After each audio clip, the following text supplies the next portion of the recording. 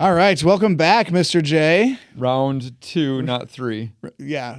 What is? I can't even Round do that. 3. Round 3. Well, you're probably not watching our video, but there's conversation on how to hold up 3 fingers when you're doing the number 3. Do you do your 3 middle fingers, or do you do the thumb, pointer, and is that your middle finger? Yeah. I don't know my finger names, I guess. Finger, pointer, thumb. Yeah. This feels so weird. Right. Yeah. Yeah.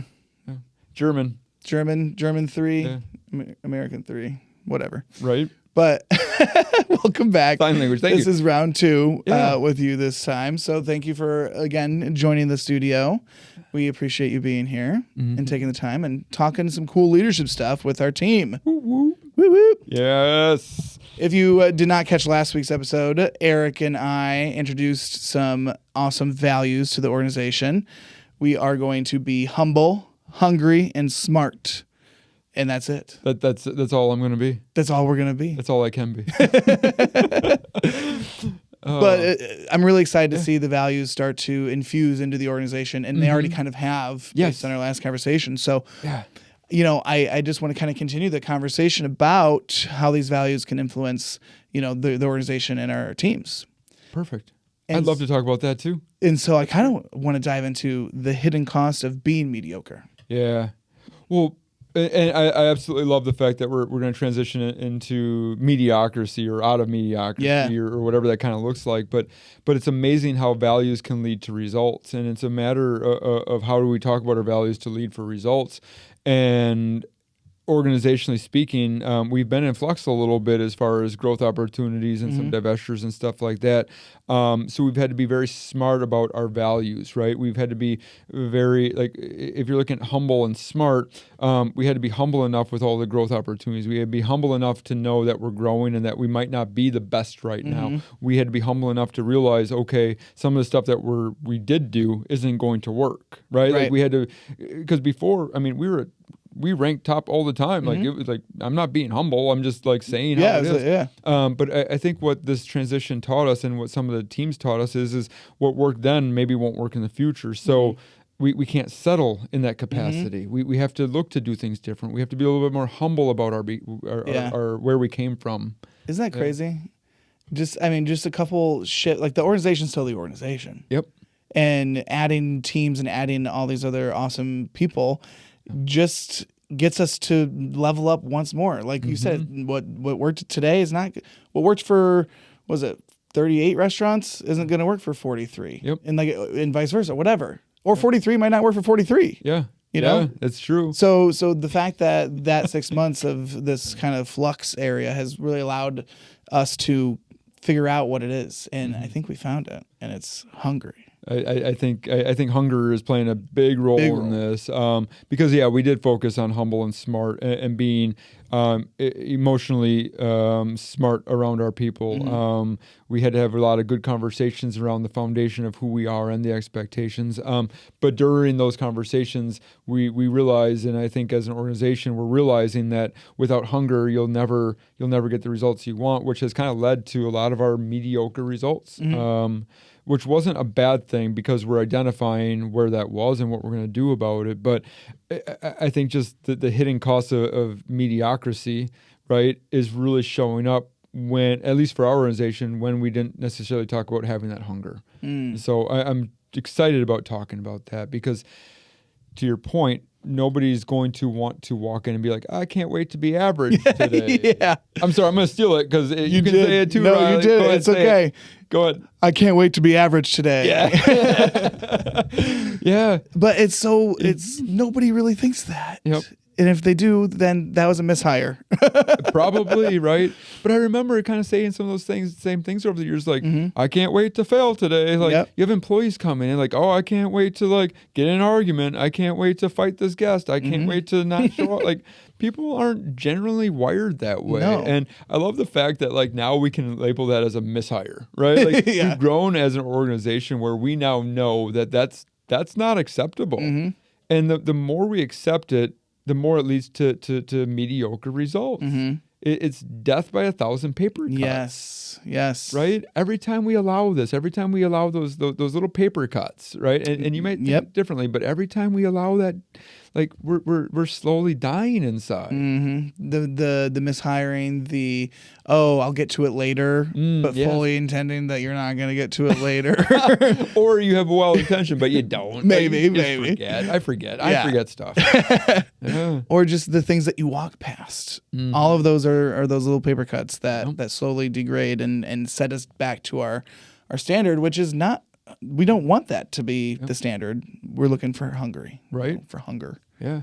And it's these little things that we sometimes say that we as leaders don't always realize how much it resonates with our people, right? Like, oh, that's close enough, right? Like if our goal is 120, our goal is 120, and I'm sorry, but 121, it's not 120, right? If if your goal or your target is your target, and yes, it might be improved, but it's not close enough. It's just improved, right? You're not there yet. It's not. Don't say it's close enough if it's not close enough. And I love what the team is telling me, because basically they're saying, like, Eric, you got to stop saying how good things are, even though I believe how good things are. But the conversation needs to be, yes, things are much more improved, but we're not there yet. We're not where we want to be yet. And I wish I could turn back time and kind of rephrase some of those conversations, because yes, I felt really good about where we were at, but I was allowing these thoughts to be like, okay, Eric's saying it's good enough, or hey, they're improved. You guys are doing good. Right. But really what I was trying to say is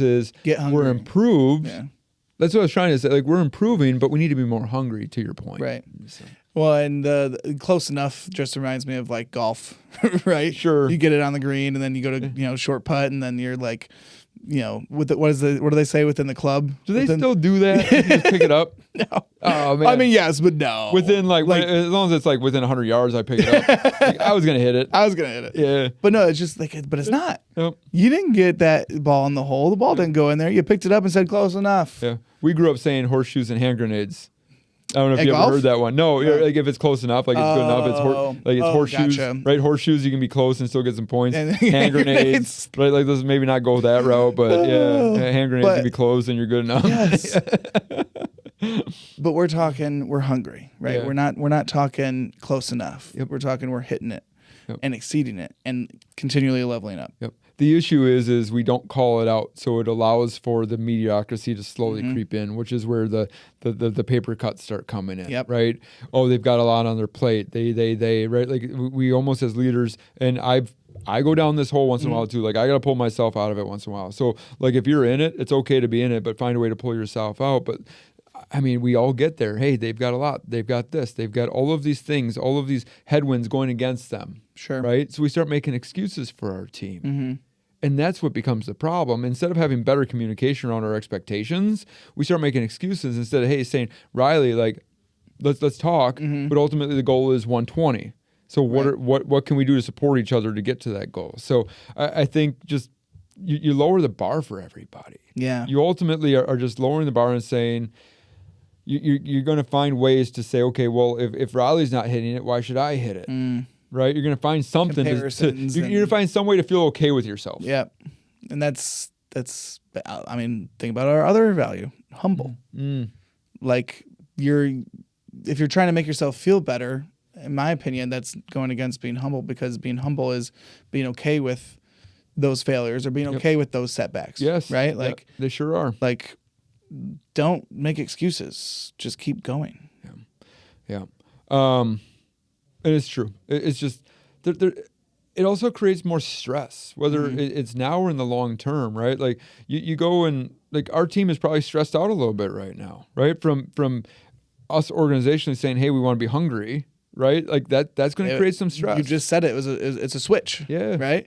Yep. Like, we haven't been hungry. And now we say we are. Yep. People now feel it, right? They feel the burn or the drive. Yep. And it might be like, oh my gosh, what are they doing? Yeah. Like, why now all of a sudden does this matter? Yep. You bring up that point. And I love, like, here's the thing I want you to know about our organization. For those of you in the organization or outside looking in here, is everything we've done, though, has been building towards what we've wanted, right? So there have been zero secrets around expectations. Yep. We have literally said we want these results, X, Y, Z, profit, for speed, years. voice, for a long time. Long time, yeah. Profit, speed, voice. Like, we need all three of these things. I'm going to hold up my three 3 German-sized fingers to represent the number 3. But there have never been secrets as far as that goes, right? So the transparency between all of us. So when we go and say, hey, we want 120, we're going to be relentless and hungry around this number, it might feel like shock. But if the person truly looks in the mirror, if one of our leaders or managers looks in the mirror and says, okay, like they're only asking me to now produce what they've been asking me for what we've been asking for a long time. So the fact that we've been settling for mediocre results when the organization has consistently, and I say like we, including myself, the fact that we've been settling for mediocre results was never what the expectation of the organization. Right. Like I have not lived up to the expectation of the organization, much less anybody, right? Or holistically.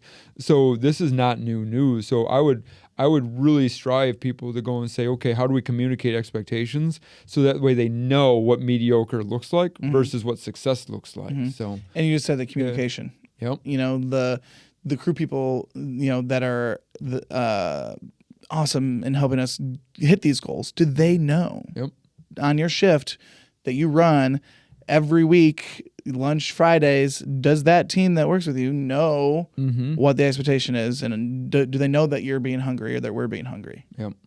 Yeah. And I mean, this is twofold, but basically you're when you're settling for mediocrity, you're losing the trust of your team and you're losing the trust of your guests. And that will erode slowly over time, right? Like that's not going to be the death by a million cuts, like right? it's just because eventually the customer is going to say, "Oh shoot, they are a little slower. Oh shoot, they did miss the cheeseburger. Oh yeah, I did." Like all of a sudden now they're thinking to themselves, like, "Wait, maybe I don't trust them the way I used to." And they might not complain every time something happens either. So we're left in the dark because we didn't get that feedback, right? But over time they're making that decision. They're saying, "Oh my gosh, yeah, the last couple times I have been here, it's been mediocre." Right. And all of a sudden, the competition might be stepping up a little bit. I mean, there's places opening all over the place. You know, Seven Brew is the new one, right? Like you might know a couple, or Scooter's Coffee. I mean, there's places that are like wanting our piece of the pie. And if we're going to be mediocre, then we can't sit here and wonder why the guests aren't choosing us over them. Like we're burgers and fries, and we, in my opinion, have the best burgers and fries. Like I love our menu, and the way we cook and the quality that we serve. Like it's an amazing menu that we have that McDonald's has put together. But we have to be humble enough to know that we have to produce on the promise, right? Yeah. We have to be fast, friendly, accurate. Well, and I think that's kind of what guests want, right? They want that, obviously, that experience, but they want consistency. And they want consistently good service. And I think if we're hungry and if we're chasing that, then we will be able to give them that. Yeah. And who wants to work for a mediocre, organization? Right. Like regardless of where you're at in your life, like who wants to be like, yeah, I work for somebody who's like, show up. Right? Like how terrible is that? And we can always talk about the one or two people that don't, right? Like it's fine. But I truly believe in the heart of Americans wanting to work for organizations and want to be a part of a bigger picture. And for the leaders who are working and the ones who want to be leaders working for a mediocre organization, like how long is that going to last, Riley? Right. I might as well go to Scooters or Cold Brew or somebody, right, who's like hungry to share and grow their market. So. Yeah, looking for an organization that is hungry. Like people want that. And so when we have these values and we're putting this stuff together and sharing that with the team and talking the talk with them, I think that's just pushing the boat, Right. Which really brings me kind of to our last point, right? Is like put up or shut up. Right? Like we've been talking the talk. Like we were walking the walk for a long time. We can still walk the walk, but we got like it's time to put up or shut up on some of these things, right? And I think for the people in the audience and the people listening to us, it's like the time is now, right? Like if you've done a lot of these things that we've talked about over the last couple of years, and I can't believe it's been that long, a year and a half now, right? Like I can't believe it's been over a year and a half of us in our organization helping like share in our leadership journey. But it's truly time to show that we're humble, hungry, and smart. And we have to start not allowing the mediocrity within our organization, within ourselves. And it starts with me, and it starts with you, and it starts with anybody else on this call. Like, don't be the one that is mediocre when you walk in. Don't be the one like, I can't wait to get mediocre results today, so I'll bring that back. Yes, there you go. Yeah. Don't be the one who walks by those certain things when you know it should be this way. Or don't walk by that coaching opportunity with that crew person because that's the communication that they deserve. to be hungry. Yep.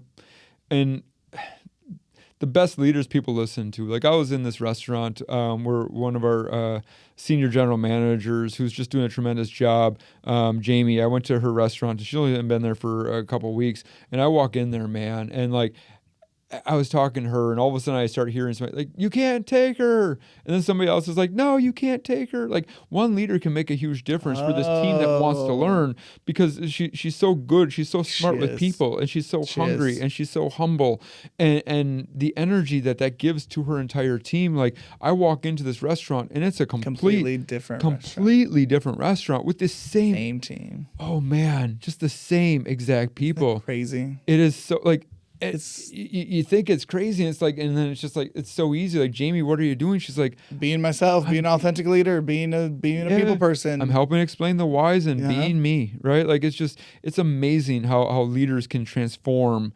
a team of anybody, right? Much less a team that has only been there with her for 2 weeks. Like it's just, don't wait. Just like put up or shut up.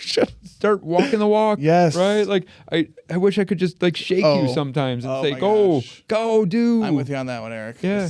Go do. Go. But sometimes we have to shake ourselves. And I think that's what I did, honestly, over my vacation. Because I got a whole bunch, like I did a bunch of feedback stuff for myself, right? From our leadership team. Like I need the feedback from a bunch of people. And I was hearing kind of the same thing. Like, Eric, we need you to be hungry. And I was able to take all of that during my time off and say, okay, they're right. Like I gotta go back in and be hungry. I gotta be relentless. So here's where we're at. I like it. Yeah. I had a thought earlier about like when we're talking about our team and stuff, and I don't know if you feel this way, and I don't feel this way, but sometimes there's moments where it's like, ooh, we sound really corporate-y. Sure. Like just when we're talking about values and we're talking about vision, we're talking about all this stuff, I'm like, oh gosh, this is just corporate-y. But I always intend to and try to take it to that next step where it's the whys, right? Connect the corporate values book that Eric read and connect it to who we are and why it's important through your authentic self. And like that's probably exactly what Jamie did. Yep. Same team. Yeah. It's great. We are corporate. Like I whether I want to believe it or not, I know I'm corporate. Like we are. But it is though. Like that's the smart part of all of our values, right? Is like how do we connect with our people, right? In all walks of life, right? Yeah. Like it takes a really special somebody to be able to really connect with their people in a genuine, authentic manner. And I think our leadership team in general is pretty darn good about that, right? Like I think we've done a really nice job of eliminating the bad apples and really trying to hone in and keep people with these values, even if we didn't necessarily know our values at that time. Sure. But I think our people are very smart. I think majority of our people are very humble, and I think as we grow our hunger within our team and we revive maybe our hunger, I think it's just like the sky's the limit for this organization. So I can't wait. Yeah, it's a perfect time to not be mediocre. Yeah, perfect time. And then keep it. Right. So thank you for having this as one of our topics today. Absolutely. Yeah. Thanks, guys. Make sure you listen, learn, and lead. We'll see you next time. Thanks for joining us on Buns, Burgers, and Big Ideas. We hope today's episode inspired fresh ideas for your leadership journey. Be sure to subscribe so you never miss an episode, and keep learning with us as we continue to explore leadership in the QSR world. Until next time, take care and lead well.